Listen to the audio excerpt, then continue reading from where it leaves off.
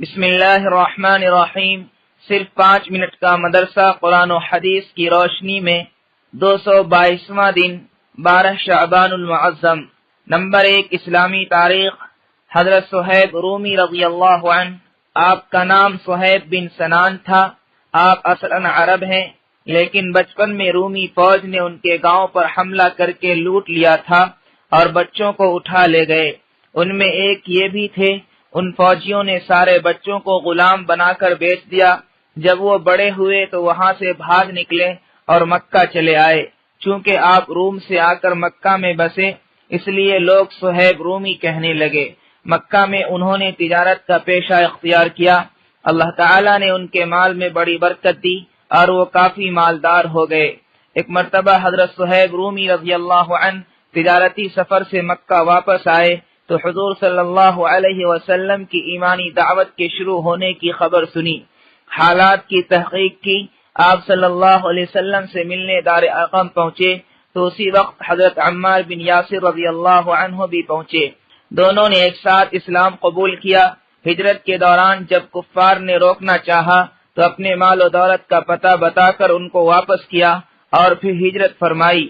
حضور صلی اللہ علیہ وسلم نے انہیں دیکھ کر فرمایا، ابو یحییٰ، تمہاری تجارت کامیاب رہی۔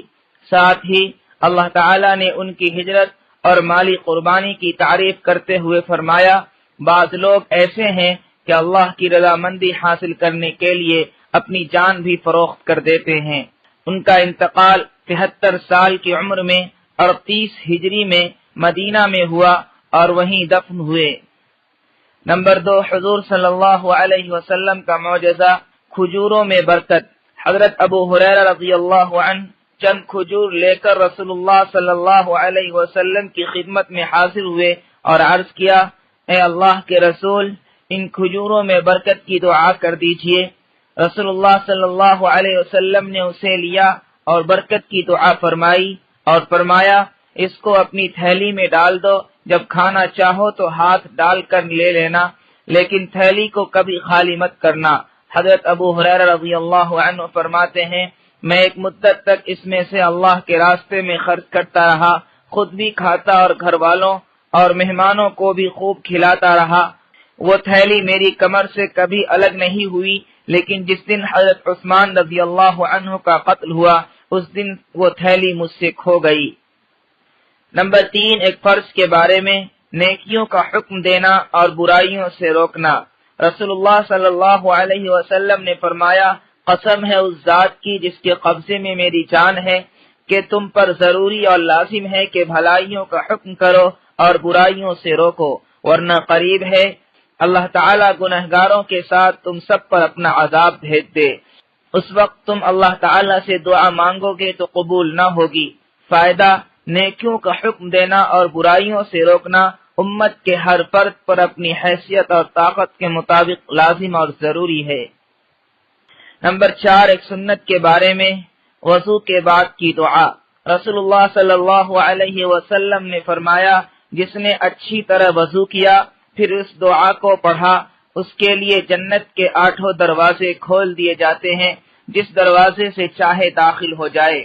اشہد ان لا الہ الا اللہ وحدہ لا شریک لہ واشہد ان محمدا عبدہ ورسولہ اللہم اجعلنی من التوابین واجعلنی من المتطہرین۔